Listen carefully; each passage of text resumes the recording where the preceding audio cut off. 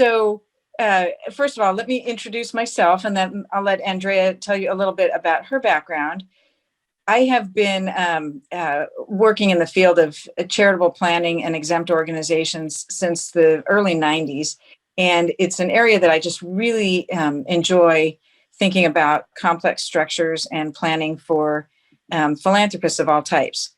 I have a number of clients that have art collections. It's by no means the sole focus of my practice, but it's certainly one of the funner parts.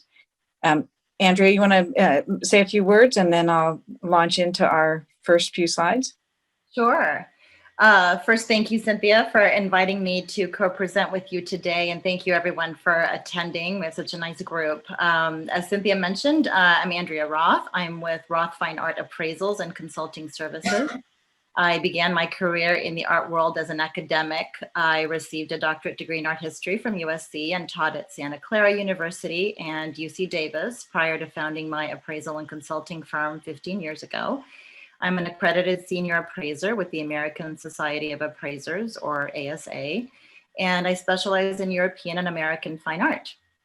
I prepare appraisals for such purposes as insurance coverage, estate and gift tax, estate planning, charitable donations, divorce settlement, just to name some of the types of assignments I get. I'm really happy to be here to share with you some of my experience and knowledge about planning for valuable art collections. And I'll turn it over to Cynthia, who will take us through our first case study. Thanks, Andrea.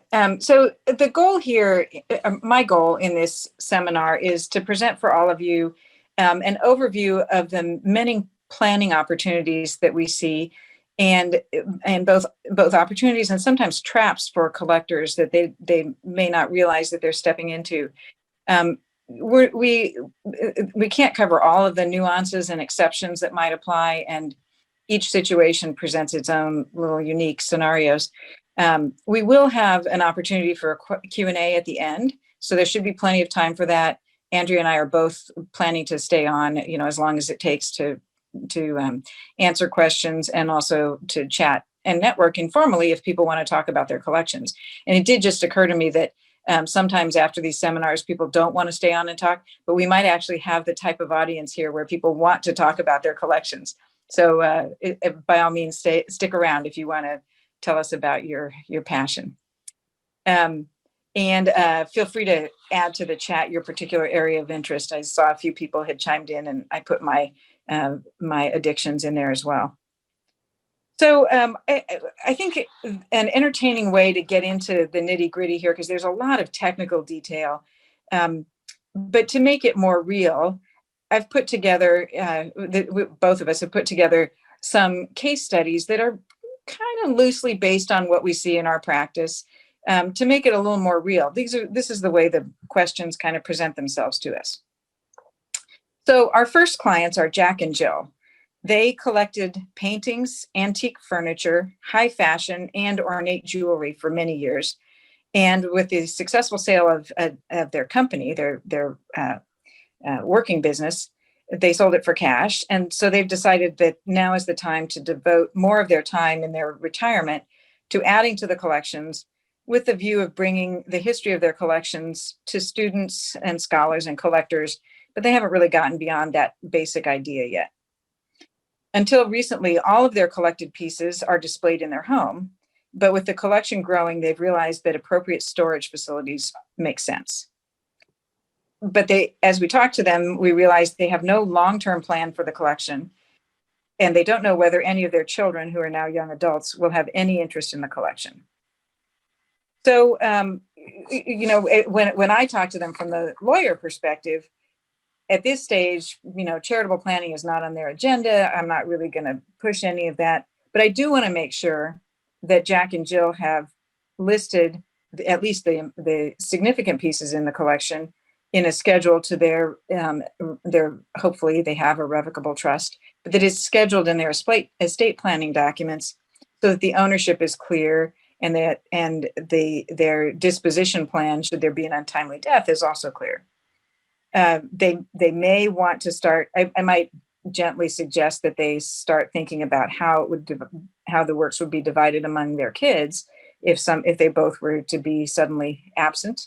But beyond that, for Jack and Jill, there's not a lot of tax or estate planning that we need to go to. So it really goes to Andrea at this point. Hopefully they have an Andrea in their universe. Andrea, you want to talk a little bit about how you approach Jack and Jill? Absolutely. So Margaret, if you can move to the next slide, please. The first thing that we need to do is make sure we ask the right questions. And unfortunately, what tends to happen frequently with art assets is those questions forget to be asked. When making long-term planning decisions, people will think about their homes, their cars, their boats, their, those kinds of things. And they will speak with their estate planning attorneys and their estate planners about those things and, how to dispose of them or how to deal with them long-term. But they forget to ask about the art. So I advise my clients and my network of colleagues to make sure that they ask the right questions. Do they have art assets? Do they have documentation on these art assets? Documentation, as we'll see as we go into it, is extremely important. Developing provenance and history of ownership is extremely important. Have there been discussions with relatives about acquisition history? Can they trace the acquisition of these items down to the artist, depending on how old they are, of course? And have there been any initial assessments of value? Do they have any idea how much these things are worth in today's market? And then, of course, to have the discussions with the beneficiaries. Are they even interested in art? Are there children, nieces, nephews who we plan on leaving things to? And are they well informed about what is in the estate? Are they informed about the values? And if they do intend to keep these things, are they aware of the proper care that is the proper costs associated with proper care? Do they know how much it costs to store things? Do they know how much it costs to have them restored? Maybe they live in a small apartment now, but they would like to keep some of the paintings later when they're able to buy a home, and that requires insurance, storage, potentially some restoration. And then how many different opinions are there among the beneficiaries? Do they all agree that they need to be kept in the estate? Do they agree that maybe there are some philanthropic goals? So having these early discussions is extremely important. Next slide, please. And so what I want to illustrate a cautionary tale, what happens when values are not kept up to date. So this is an example of a couple who owned these two paintings. They were in the family for a long time, and they felt that they did their due diligence about having them valued in the 1990s. And at that time, in the 90s, they were of approximately equal value. So they felt, okay, we know what they're worth. We've got two kids. When each kid gets a painting, and that's a relatively equitable distribution of these two important paintings in our collection. Well, come upon death in 2019, what happens is the market for Corot certainly doesn't increase to the degree that the market for the Monet does. Corot's now maybe 500,000, while the Monet, we have sales ranging between 20 and $50 million. So now you're stuck with an issue of potential beneficiary quarrels and, a lot of problems associated with who inherits which painting. Now, if there had been a updated appraisal done, all those kinds of problems would have been avoided. Next slide, please. So collection management system, this is kind of, these words are used very broadly, but the way that I'm looking at this is just that people really need to have some sort of method of keeping track of what they have. And this could be very simple, as I'll show in a second, or also a little bit more robust, using a robust database. The most important thing, though, is to have information stored in a cloud-based format so that it doesn't go up in the fire, or it doesn't get destroyed in the flood, or it doesn't get stolen somehow. Having these things stored in a way that is accessible and safe is really the most important thing. It will allow you to expedite insurance claims. It will just allow long-term planning, and it allows updating evaluations quickly. And this can, you can be really fancy and you can create barcodes. There are lots of different ways of doing this. And the next slide, I'm going to show you one system that I've used quite a bit. And I'm not in any way advocating that this is the only method to do for collection management, but certainly Collector Systems is a really robust cloud-based database. There are many others. I like this one, I'm familiar with it. And so I wanted to show you some of the features that are really wonderful. This, for example, is a screen that kind of shows you the collection at a glance, the way that it would appear on their main object screen. The next slide will show you another view showing on the left column there multiple locations that this particular collection has, right? So they might have 13 pieces in their New York apartment, 4 of them on the first floor, some are in the guest bedroom. They have about 6 pieces on loan. They have 12 more pieces at their Palm Beach home. So you can see that this is a really wonderful way of tracking where everything is located. And then the next slide shows you how we catalog, the degree of detail that we go through to catalog each piece. And this is according to the Getty Object ID standard.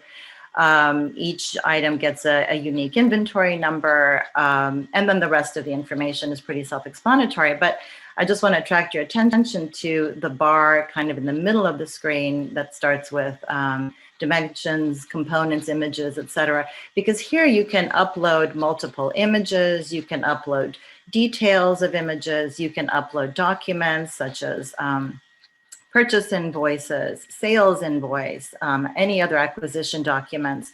You can do condition reports if things have been restored rather. You can have any kind of information uploaded that relates to exhibition history. You can have your appraisals uploaded there. You can have your insurance schedule. So it's really wonderful. It's kind of really the best and most efficient way to manage a nice burgeoning large art collection. Now, on the next slide, if this is way overkill for most people, which I'm sure that it is, at the very, very minimum, I advise that everyone at least take photographs of every room in the house. You can also do a video of the household contents. Don't forget cabinets, don't forget drawers. I can't tell you how many times I've found amazing treasures in people's drawers that they forgot they had. You can put together an Excel spreadsheet. And so the main thing really, the focus that I would like to discuss is that people just need to have some kind of good tracking and photographs so that you know what you have. Because in the event of a fire, it is virtually impossible to try to reconstruct what you have and where it was. And keeping those values up to date. That will all help with long-term discussions, and it will help you make knowledgeable decisions. So next slide, I think what we will do is take it back to Cynthia, where our collectors, Jack and Jill, get a little bit more focused and have accumulated a larger collection that need a little bit more guidance. So now we see that Jack and Jill have come back some 10 years later. They've started to focus their collecting activities more on one aspect, the furniture and paintings. Jewelry and fashion collections are of less interest to them personally. The fashion collection, they realize, is highly sought after by universities and some museums, and they'd like to find a way to commit the collection for educational uses now and in perpetuity. The jewelry collection, on the other hand, is highly marketable, and they would like to sell it, possibly avoid the income tax on the gain on the sale, and they would like to use the proceeds to support the fashion collection. So how can they do that? Well, if you go to the next slide, the first thing I think about is what's the client's goal here? Jack and Jill now seem to be focusing a little bit on their legacy. They're still very much wanting to be in control of the collection, at least for the furniture, the paintings, and the fashion. They're not so much interested in the jewelry anymore. They could let that go at the right price. So a starting point for a conversation might, and as is typical of most philanthropists, they might say, well, what about a donor advised fund? Can we give the jewelry to a donor advised fund? They'll sell it, and then we'll use the proceeds to fund the foundation. Well, maybe we can achieve some of their goals with this kind of a structure. So the big idea here is a community foundation or a commercial DAF sponsor might set up a donor advised fund from which they could advise the proceeds being transferred out. And the jewelry could be gifted to that fund, but there's some caveats to that. The donor advised fund, while it's suitable for liquidating the assets and avoiding the capital gain, the donors aren't going to get a fair market value deduction for a contribution of jewelry to this kind of a fund. And they also can't use the donor advised fund to support their private operating foundation, which you can see in the other box is the vehicle set up for holding the fashion foundation. But what the DAF might be able to do, and some donors actually, while they don't want to pay tax on the gain, they don't really care about the charitable contribution deduction. For one reason or another, it may just not be important to them. They may not have the sufficient taxable income, or they may give away so much other of their resources that charitable contribution deduction just isn't all that meaningful. So there might be a place for a donor advised fund to receive the jewelry. And then that fund could be used to make grants to the museums and universities and other places where the Fashion Foundation might send the collection to be displayed from time to time. So the nice thing about putting the fashion in a private operating foundation is that if that foundation's purpose is to hold and display the fashion collection at universities, it may well qualify as a private operating foundation. And in that case, as a private operating foundation, the gift of the fashion of the collectible item would be deductible at fair market value. And since they're not going to sell it, they're going to hold it, but they can deduct if they fund it directly, the cash that they put in to distribute to take care of the collection and to make it available to others, their contribution to that would be that cash would be tax deductible. But more importantly, the private operating foundation is a legacy vehicle that they can operate with total donor control for the rest of their lives, and they can provide a succession plan for the board to keep it either in the family under family control in perpetuity, or it just gives them complete control over the long-term protection and display and preservation of the fashion collection. So I have in the right-hand box on that slide a number of issue spotting points. As a private operating foundation, we always have to think about the self-dealing rules, which is the one that most often comes up. And we'll talk more about self-dealing in a little bit. The charitable contribution deduction has limitations that I've alluded to. And I'll also talk about potential gifts of fractional interest in a little bit. We'll come back to that on another slide. So that's their big idea. And now the big questions that the donors are would naturally come up with as we start exploring these ideas is, how is the value determined? Margaret, can you move on to the next slide? And I'll hand it back to Andrea to talk a little bit about what does it mean when we talk about value? Right, thank you. So I know that there are several appraisers listening today, so some of this information will be very familiar and basic to them. But since the question of how is value determined comes up so often, I think it's important to cover some basic principles of valuation that we use. So we are guided by characteristics of value, which vary from artist to artist as well as from object to object. First and foremost, the status of the artist. Is it an emerging, new, young artist? Is it a mid-career artist with some exhibitions locally? Is it an established artist with a national or international reputation who has gallery representation throughout the country? Have there been museums exhibited? Has their work been exhibited in museums? Next would be type of work. This means the period, style, or genre. Some artists have certain works that are more valuable than others, depending on the popularity in the marketplace. Then the quality of work, of course, richness of color, execution technique, degree of finish, the state of print, in particular with old master prints. The earlier the state, the better. The quality of the cast, if it's a bronze. In terms of medium, oil on canvas are typically more valuable than watercolors or pastels on paper, and prints come usually lower in that ranking. But it really depends. If it's an artist that is well known for their watercolors, then maybe an oil on canvas by that artist wouldn't be as valuable. Of course, condition is important, size, provenance, which is history of ownership, which we really ask a lot about. First question we ask is, where did you get it? And that has a lot of bearing on its authenticity. Is there any kind of celebrity ownership? That can also increase value, and of course, rarity. Now, I chose to illustrate a few examples here of images by Andy Warhol, and I very deliberately chose Andy Warhol since he's such a household name and one of the most well-known American modern artists, with a very wide range of output that illustrates the range of values for a single artist. So, for example, as many of you know, he made many portraits of famous celebrities and historical figures. So the portraits of Marilyn Monroe, Elizabeth Taylor, Mickey Mouse, Muhammad Ali, Queen Elizabeth, Mick Jagger. So those portraits are considered top tier and generate the highest values. Portraits of such individuals like Jackie Kennedy or the Chinese revolutionary leader Mao Zedong, those are considered second tier, and those have sort of medium range values for originals.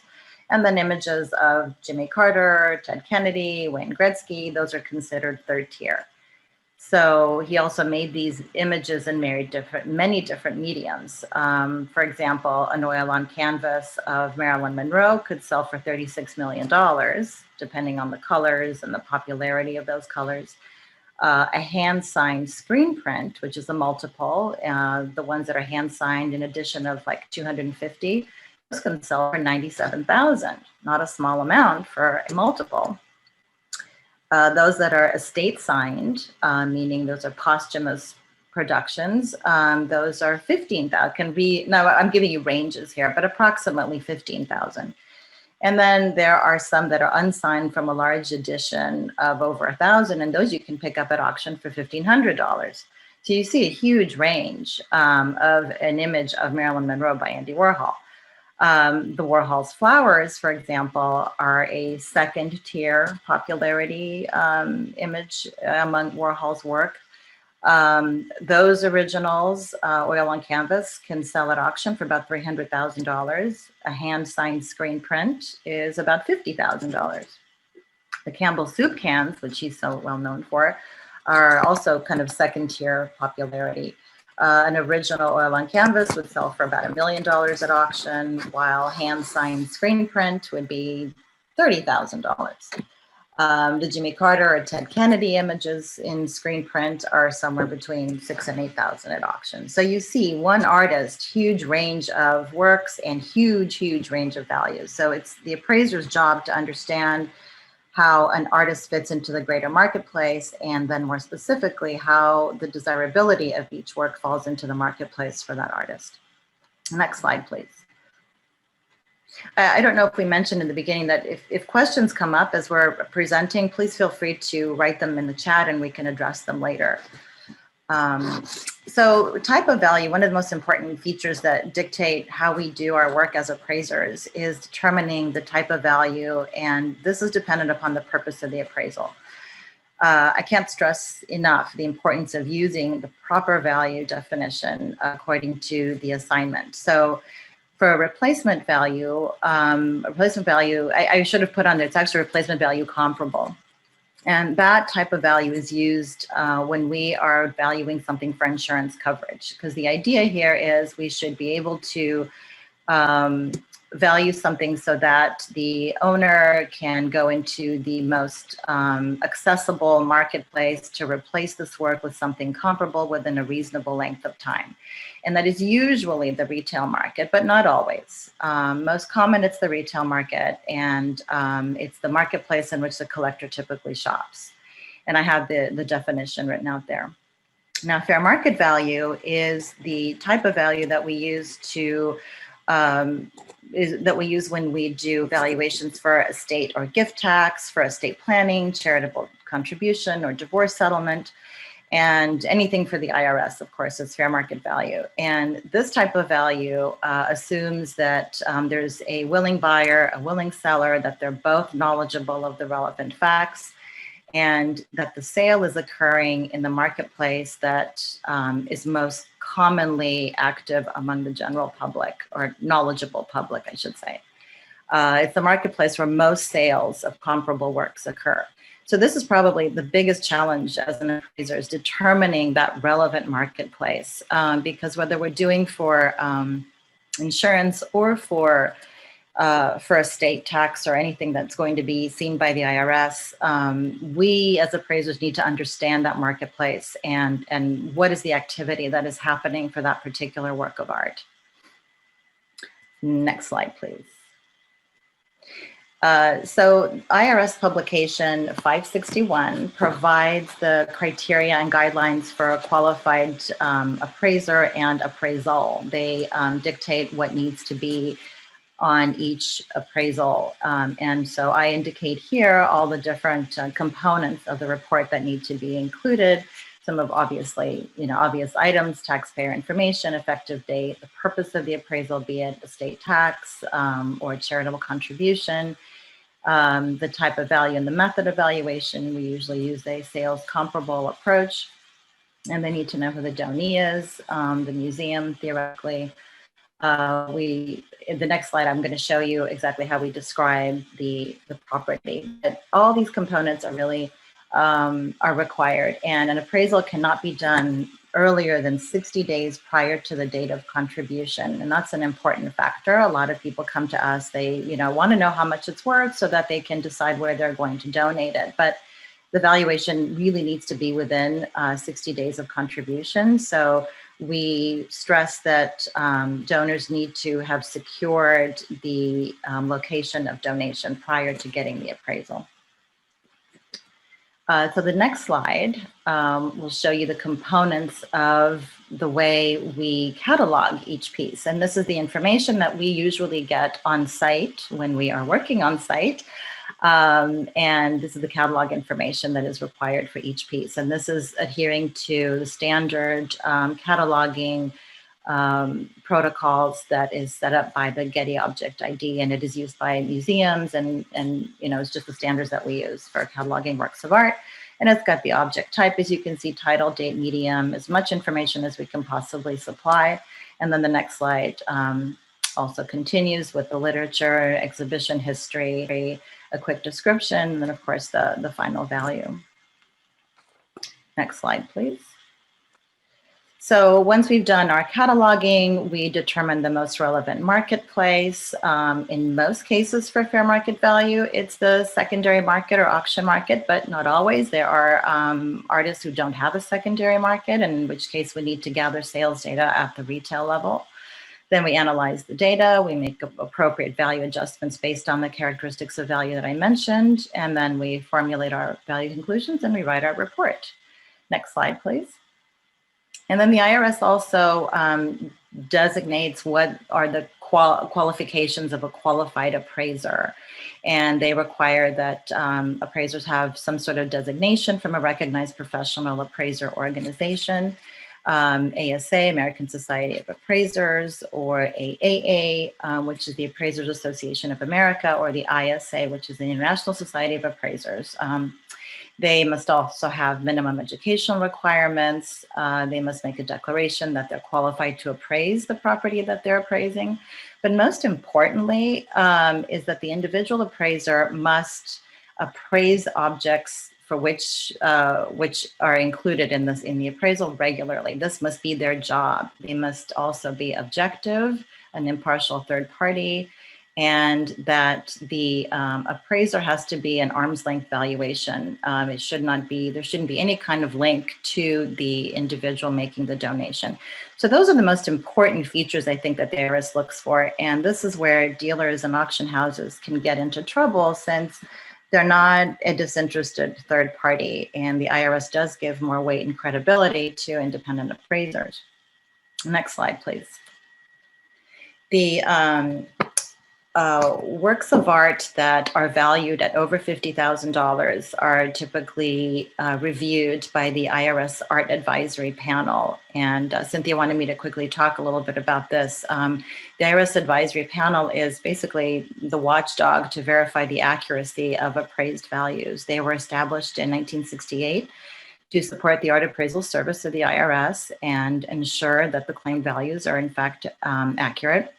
It consists of 20 members who are museum curators, auction representatives, scholars, and dealers, and they're divided into two subgroups, one for fine arts, which means paintings and sculpture, and then one for decorative arts. And they meet twice a year to review works that are designated at over $50,000.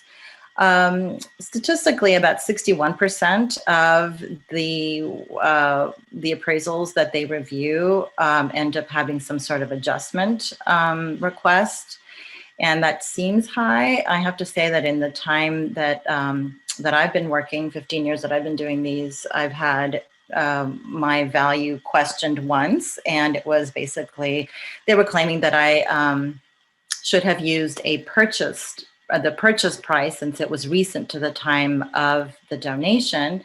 And I made my argument that in that particular case, there was a lot of auction data, secondary market data for that particular artist. And I put together a really, good argument, and the IRS then went ahead and accepted our review. But I have to say that overall, I find them very responsive to inquiries, very willing and reasonable to discuss appraisal questions, and I find them actually overall quite helpful.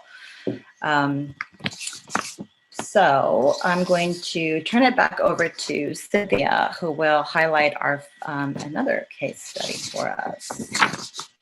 Andrea. So moving on, I did notice that a couple of questions popped up in the chat, and yes, we'll circle back to that at the end.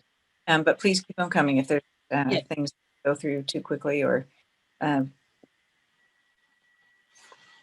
So here we have another client, another couple that comes in. Sam and Sam, like Jack and Jill, are financially secure and have retired from their professions. Art has always been a shared passion. They've often dreamed of sharing their collection with the public and would love to establish a museum. We get this actually quite a lot. Private museums are it's a really fun way for many collectors to make their passion a legacy for their community. So their dream is to establish a museum for their collection of massive marble sculptures, some of which are already on the property and others that are currently exhibited throughout the country. They have heard enough about private museums to know that they might establish a private operating foundation that would actually operate the museum. And their vacation property seems like an ideal location because many of the works are already there. They have cash from the sale of their business, and they're in a position of being able to fund the museum center with $200 million of publicly traded, highly appreciated stock. So a couple of things that immediately jump out at me when I meet with Sam and Sam is that I first need to drill down into make sure that they understand the self-dealing rules that apply to private foundations. There's two sides to this. One is that once artwork is contributed to a charity, whether it's a private foundation or a museum, it can no longer be displayed in the private office or the private home of the donor. Once the gift is made to their foundation, they have to stop displaying it first, because to display it or use it is a prohibited self-dealing transaction that gives rise to some significant excise taxes, penalty taxes. And then similarly, once if Sam and Sam decide to donate their vacation property to be used as the museum, that property now they can't use for personal purposes. So we're going to have to think through what their non-negotiables are for this basic idea in order to see what can possibly work. So Margaret, if you go to the next slide, we can show some structures that might work for this goal of having an active museum program. So if the donors create a private operating foundation to hold and display the artwork and set aside the whether they do this, let's just assume that I've convinced them not to donate their vacation property yet, but perhaps they want to, maybe they'll lease a portion of it to the private operating foundation at no charge. And then the private operating foundation is gifted the artwork, and the foundation then creates the museum structure, whatever that might be, and operates it with and allows for the display of the artwork to the public. So in this structure, I've also suggested that they may want to set up a donor advised fund to hold the endowment, the appreciated securities that they want to contribute. And the reason for there's two reasons for separating the endowment from the operating foundation. One is that there's some liability protection. If the investment assets are in the same entity as the operating foundation, you've got a much deeper pocket of cash available, which might make things difficult in the future to have it there. So sometimes it's better to keep the cash, the investment assets, in a separate place. Now, the problem with a donor advised fund in this circumstance is that donor advised funds, if they actually meet the criteria of a donor advised fund, can't make grants to a private operating foundation. But there is an exception to the donor advised fund rules that allows for something that we colloquially refer to as a one agency fund. So if you set up a fund at a community foundation and provide that the donations can only be made to our new private operating foundation, technically that's not a donor advised fund. And so it's not subject to the limitations. And in that case, then the DAF endowment can make a yearly distribution of earnings on the endowment to run the private operating foundation.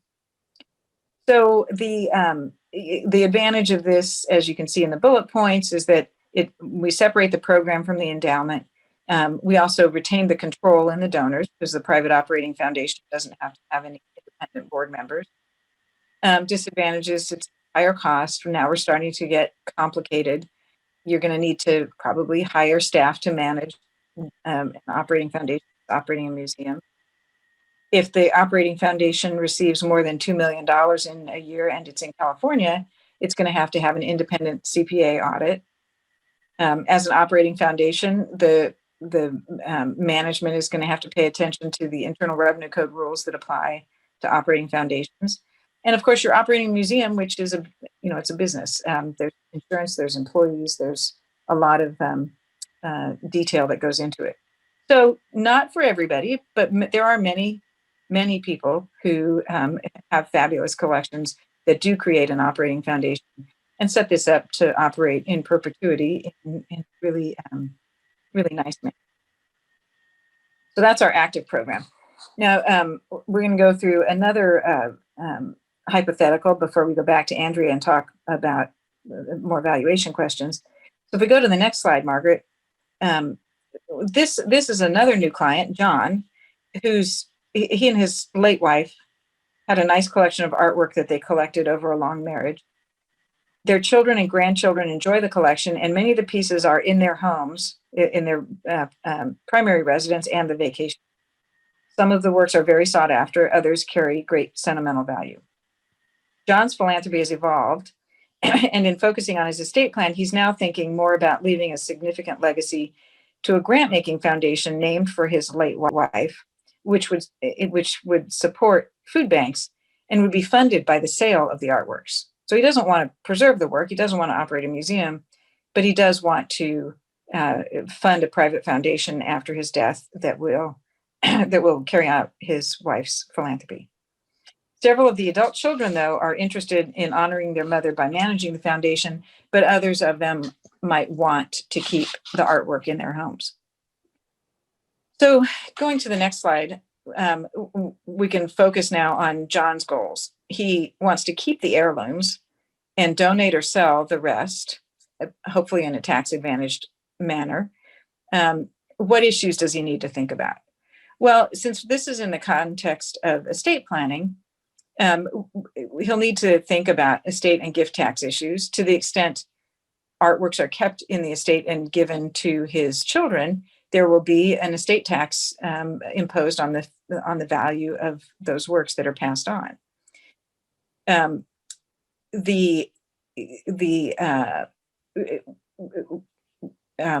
So I'll let Andrea talk a little bit about the sell or donate question for particular artworks. And John might want to say what we've often do if he doesn't know which of the children will want to keep which of the works. He can provide that certain works, unless they are purchased by the children, will go to the private foundation, and leave it to the children and the trustee to figure out the details of which ones get sold, which ones get donated. But we have to remember that when we're talking about charitable gifts, there's potential for self-dealing. And so we need to set up the estate administration so that we're not automatically forcing the executor or the trustee into a self-dealing transaction when they allow certain of the works to go to the children.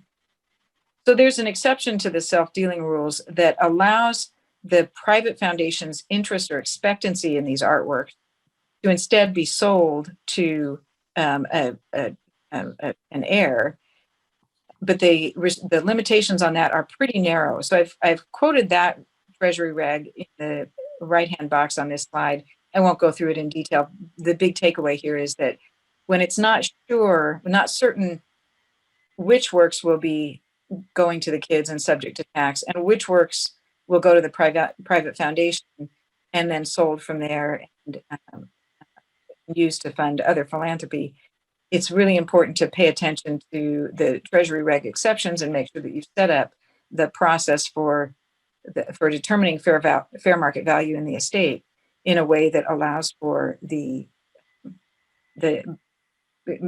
goals of a charitable deduction for the pieces that are given to the private foundation, and no self-dealing for the ones that are purchased by the. So then John and the kids, they may have questions. Well, how do we know whether we should sell or donate, and how do we go about a sale or donation? Just walk us through that. And I think turning it back to Andrea now to talk a little bit about what the donors and family members might want to think about if they're anticipating a strategy of liquidating some or all of the collection. Thank you. Next slide, please. Yeah, next slide. So sell or donate, what do we do? It's one of probably the most asked questions that I get. I've inherited all this artwork. I don't know what to do. I want to keep some of it. I want to sell some of it. What do I do? So that actually has become a very large part of my business. And it's an important decision that must be made with accurate facts. If one chooses to sell, one must determine the best venue. Does one sell through an auction versus through a dealer? And there really isn't, an answer that I can give you straight away. It really depends on the situation, depends on the artist, depends on the market for that artist's work. Fiduciaries often feel that the auction is the best venue since it's so public, sales are reported, and there is international visibility. But the reality is that depending on the artist and the timing, sometimes a private sale might make more sense and might actually be more beneficial. Dealers often have access to collectors who are looking for a specific artist that can make a decision more quickly. So it's just really important to have all the relevant facts associated costs, because that's the other thing. How much does it cost to sell? Do you need to transport it? Do you need to insure it?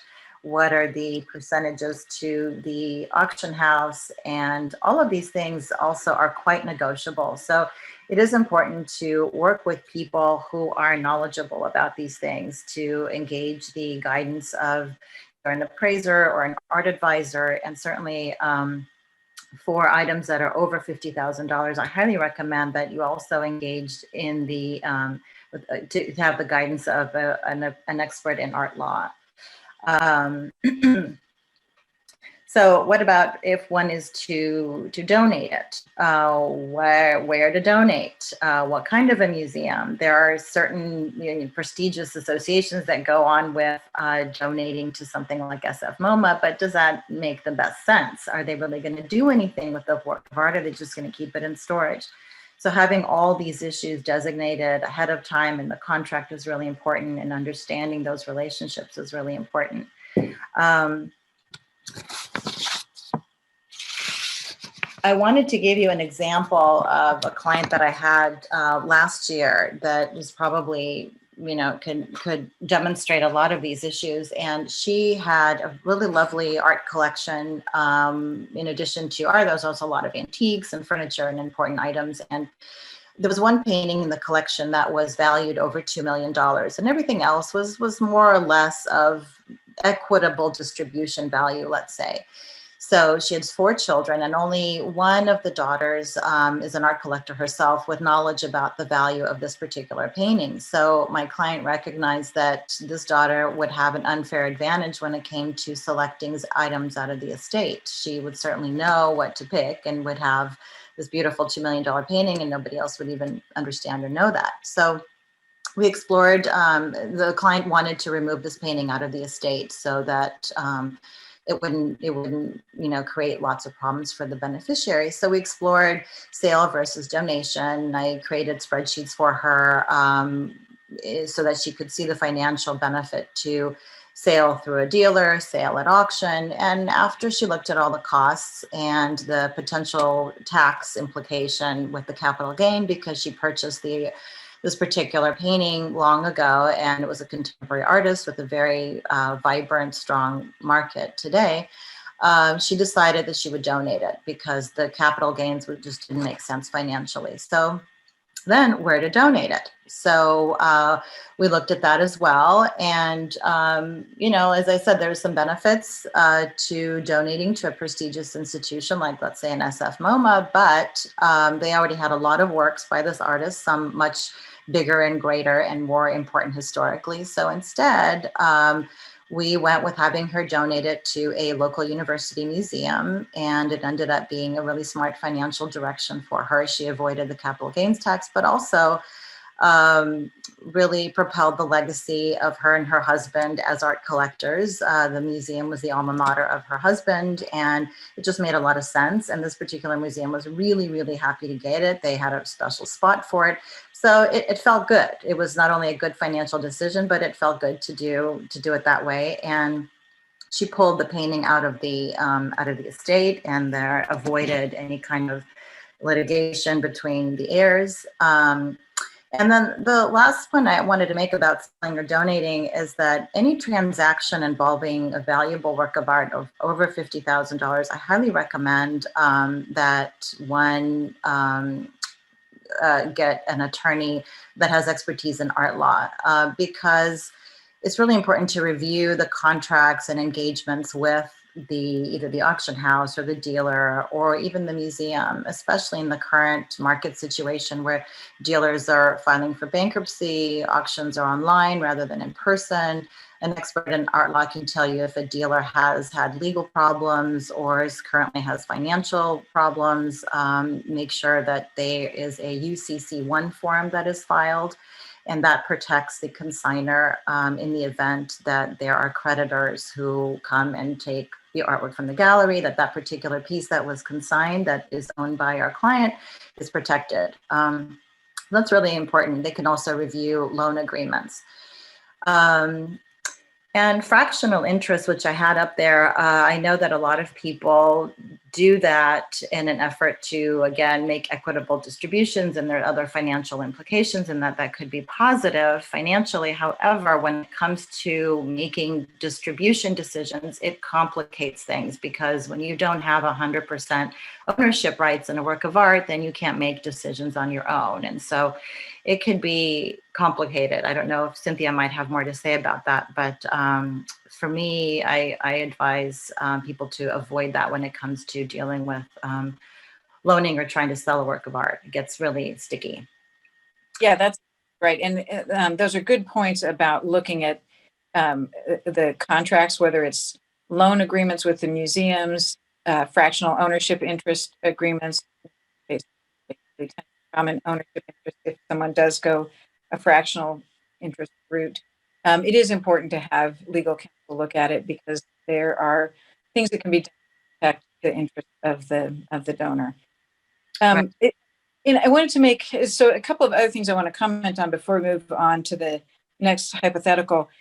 One is when thinking about the sell or donate, give now, give later question, just a couple of notes about tax bases, because as I'm sure you all know, the tax on the capital gain is and we're talking about assets that have been held for more than 12 months. A very important number is the difference between the tax basis and the sale price, or the tax basis and the fair market value. That difference is the amount that's subject to capital gains tax. So for self-created artwork, the tax basis is the cost of the materials. So that's going to be very, very low. And one thing we haven't touched on here, but it's a whole universe of, it's a whole other conversation, is disposing of an artist's collection through his estate. There's a whole raft of interesting things there. But anyway, there's self-created artwork, the tax basis is the cost. For purchased artwork, the tax basis is the price paid plus capitalized costs of restoration and work that might be done over the years to take care of the artwork.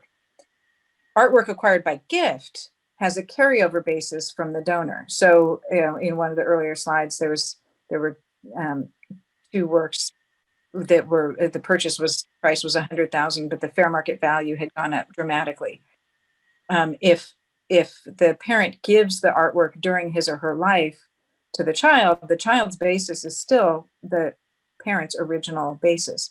So there's a very large amount of inherent capital gain on the sale of the work. But under current law, and this could change, I guess we should say that about all tax issues we've been talking about today.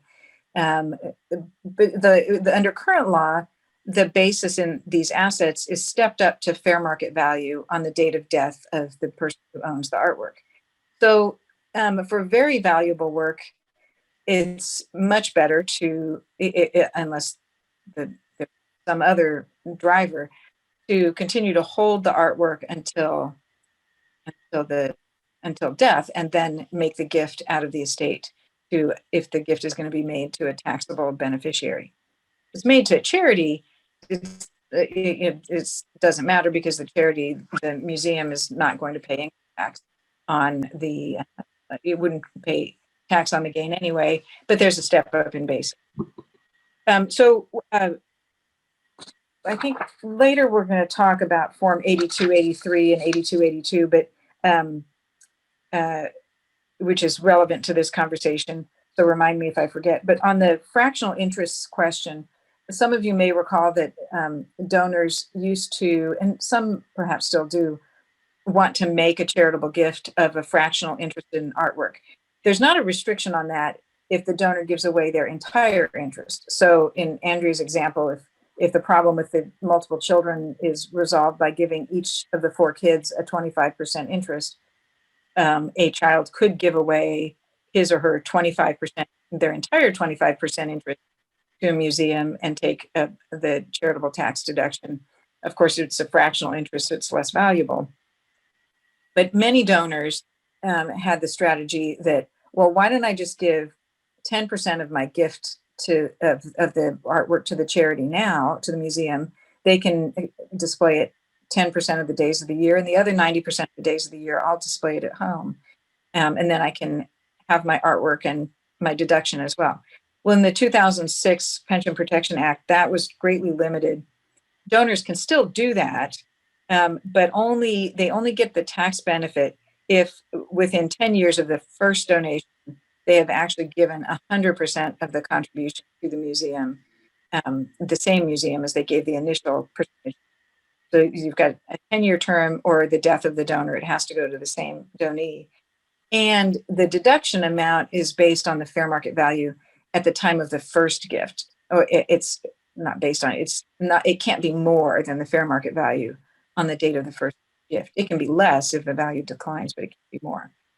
So fractional interest donations are still sometimes possible, but not nearly as powerful as they used to be. Andrea, anything else you want to mention on that slide before we go on to the next? No, I think we got it all. Yeah, I think you were going to highlight our final case study in which a benefactor can set up a special purpose museum, right? That's our next. There we go. So we're going on to Stephanie starts with a big plan. Stephanie was a famous actress whose brand was well established worldwide during her career, and she had a huge collection of art videos. Her dream is to open a special purpose museum and film center with a variety of theater spaces and exhibition rooms for the video and film presentation. She's confident that given her brand, the museum will attract patrons and that she expects a substantial portion of the budget can be covered by corporate sponsorships and admission fees. So this donor actually has, going on to the next slide, Margaret, a vision of establishing a public museum, a public charity that operates a museum. So this is the optimal form in terms of charitable contribution deduction and charitable planning, because it's a public charity. It's because it derives sufficient support from its exempt function income, that is the admission fees and the sponsorship. It's treated as a public charity, not a private foundation. So we're relieved of all of the private foundation excise taxes and problems. The threshold there, though, is that you have to be able to show that at least a third of the budget each year is supported from a combination of gifts, grants, membership fees, gross receipts, and not more than a third of its income comes from an endowment. So this can be a really, these are very viable options in the right set of circumstances.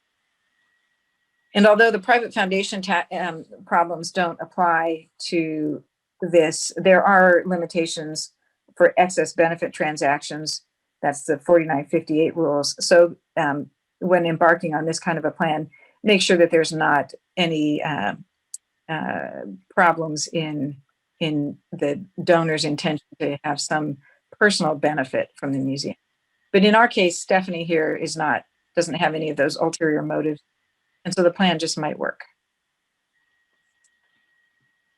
So turning to our next substantive slide, just kind of covering some odds and ends.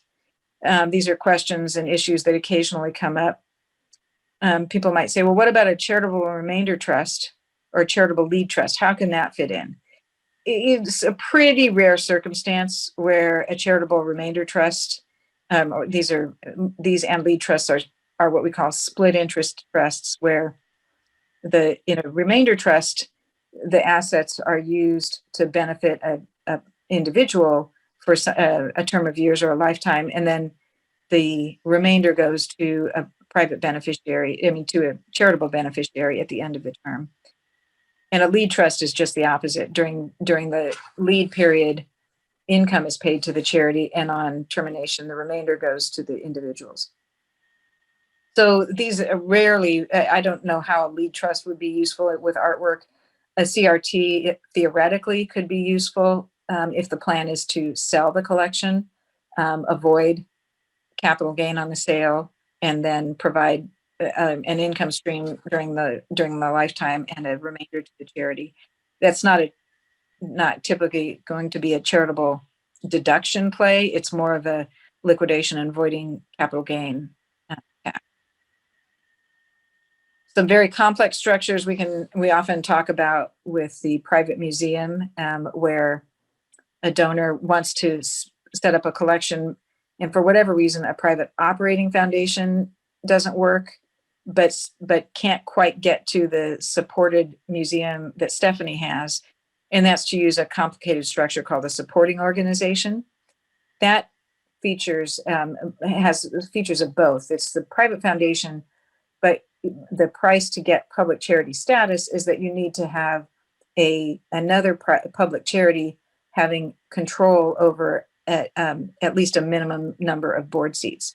So the donor gives up a little bit of control, and in exchange gets the public charity benefits of Stephanie's structure. Another big area that could probably be a separate seminar is property tax issues that underlie a lot of these scenarios, particularly in California. It might surprise people to know that artwork, when contributed to a foundation, is not automatically exempt from property tax. while the donor holds the artwork, there is no property tax because personal ownership of individual ownership of personal property is not subject to California property tax. Private foundations, on the other hand, are not automatically exempt. They have to be using the artwork in their exempt function. So there can be property tax issues. Conservation, storage, and insurance questions. Let me hold that for a second. I want to touch on substantiation requirements, and then I'll hand it back to Andrea to talk about conservation and storage and some final thoughts on that. The substantiation requirements we've alluded to, obviously, with the conversation about a qualified appraisal. When a donor makes a contribution of an asset other than cash or marketable securities, that donor has to complete what's known as IRS Form 8283, which tells the IRS certain details about the artwork or about the donated asset. And for artwork over $20,000 in value, the appraisal has to be attached to that form with the tax. The appraiser signs the Form 8283 under penalty of perjury, and the donee organization signs the Form 8283. Then, if the donee organization sells that property within 3 years, it files a follow-up form with the IRS, which is the 8282, to tell the IRS the value at which the work was sold. So that's obviously the trigger to the IRS. If the values are remarkably different, then the IRS that may well trigger an audit. That trigger is independent of the art panel. Andrea's comments about the art panel review of donations is triggered strictly by the 8283 and the fact that the artwork value is shown as greater than $50,000. So I hope that wasn't too garbled. I know that was a lot of information on that slide. Andrea, any thoughts on conservation, storage, and insurance? And then I'll let you go through the last slide with the summary. Well, in terms of conservation and storage, I think it's very important for beneficiaries to understand what they're getting into, so that if they are willing to or interested in taking over artwork, that they are familiar with what that will entail and the price of that, and making sure that they're able to do that. Insurance is something that is so important and underrated. I think the significance of getting art insurance, and surprisingly, it does not cost very much. People are always shocked at how little insurance coverage is and how much protection you actually get, because an insurance professional here today, I'm sure, could give you way more information than I can. But the reality is that a blanket policy sometimes just isn't enough. When things are valuable, they should be scheduled separately just to ensure that you will be recovered for the current value. And as I said, the cost is not terrible at all for what you get. And I highly advise people to have those conversations with their insurance professionals to get the exact amounts for those. And I think that was really it. On our next slide, we kind of have a quick summary of what we talked about. And the most important and the most significant common thread in this presentation, I would say, is the importance of advanced planning. Being knowledgeable about the collection that allows for good decision making beneficiaries aware of what is coming, making them aware of the values, make sure the values are up to date. Don't forget that Corot Monet example. Make sure people understand the costs associated with proper care. Make sure that things are kept in cloud-based storage. Take photos of your household contents and store them on a cloud-based method. And it's so easy to do nowadays, really. There's just no excuse to not have that information. Be really good about your record keeping and keep your invoices. Talk to your ancestors about where things came from. Understand that history of ownership. And enlist the guidance of qualified advisors, CPAs, estate planning attorneys, art law professionals. All this information is important, and having a good team that can give solid advice gives a lot of peace of mind. And I think that's it, unless you had something else, Cynthia. I see that Diane Beatty just put in the chat something really important that I do want to point out, that fine art insurance runs 10 to 30 cents per $100 of coverage. And thank you, Diane, for pointing that out, because I couldn't remember the exact figure, but that's nothing compared to jewelry, which is a lot more, runs about $1 to $1.50 per hundreds of dollars of coverage. So you can see what little investment it really is to protect an art collection. Did I miss anything? Cynthia, did you have something else to add? Because if not, this will end our webinar. And